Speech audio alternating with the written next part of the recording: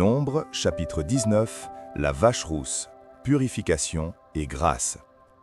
L'Éternel parla à Moïse et à Aaron et dit : Voici ce qui est ordonné par la loi que l'Éternel a prescrite, en disant : Parle aux enfants d'Israël et qu'ils t'amènent une vache rousse, sans tache, sans défaut corporel, et qui n'ait point porté le joug. Vous la remettrez au sacrificateur Éléazar, qui la fera sortir du camp, et on l'égorgera devant lui. Le sacrificateur Éléazar prendra du sang de la vache avec le doigt, et il en fera 7 fois l'aspersion sur le devant de la tente d'assignation. On brûlera la vache sous ses yeux. On brûlera sa peau, sa chair et son sang avec ses excréments. Le sacrificateur prendra du bois de cèdre, de l'hysope et du cramoisi, et il les jettera au milieu des flammes qui consumeront la vache. Le sacrificateur lavera ses vêtements et lavera son corps dans l'eau. Puis il rentrera dans le camp et sera impur jusqu'au soir. Celui qui aura brûlé la vache lavera ses vêtements dans l'eau et lavera son corps dans l'eau, et il sera impur jusqu'au soir. Un homme pur recueillera la cendre de la vache et la déposera hors du camp, dans un lieu pur. On la conservera pour l'assemblée des enfants d'Israël, afin d'en faire l'eau de purification. C'est une eau expiatoire. Celui qui aura recueilli la cendre de la vache lavera ses vêtements et sera impur jusqu'au soir. Ce sera une loi perpétuelle pour les enfants d'Israël et pour l'étranger en séjour au milieu d'eux. Celui qui touchera un mort, un corps humain quelconque, sera impur pendant 7 jours. Il se purifiera avec cette eau le 3e jour et le 7e jour, et il sera pur. Mais s'il ne se purifie pas le 3e jour et le 7e jour, il ne sera pas pur. Celui qui touchera un mort, le corps d'un homme qui sera mort et qui ne se purifiera pas, souille le tabernacle de l'Éternel. Celui-là sera retranché d'Israël. Comme l'eau de purification n'a pas été répandue sur lui, il est impur et son impureté est encore sur lui. Voici la loi. Lorsqu'un homme mourra dans une tente, quiconque entrera dans la tente et quiconque se trouvera dans la tente sera impur pendant 7 jours.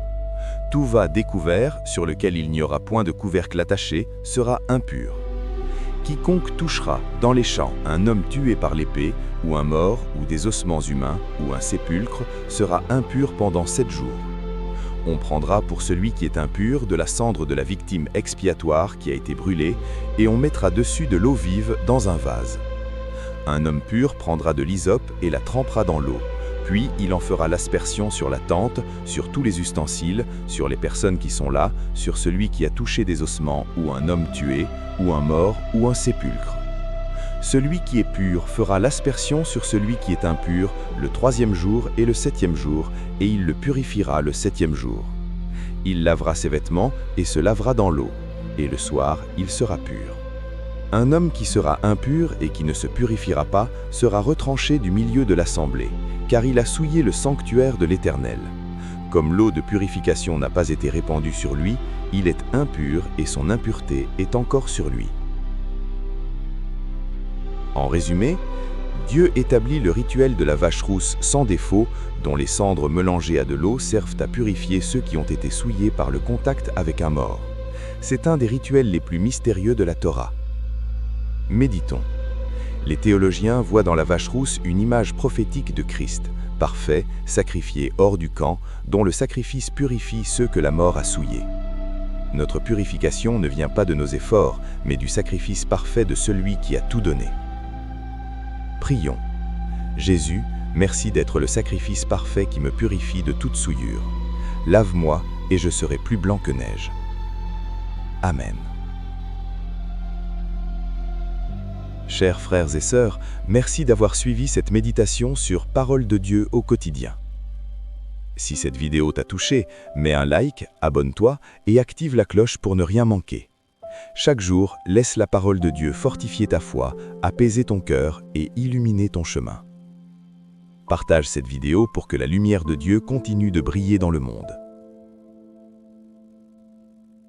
Et souviens-toi, Dieu t'aime et marche avec toi chaque jour. À très bientôt dans une nouvelle méditation de Parole de Dieu au quotidien.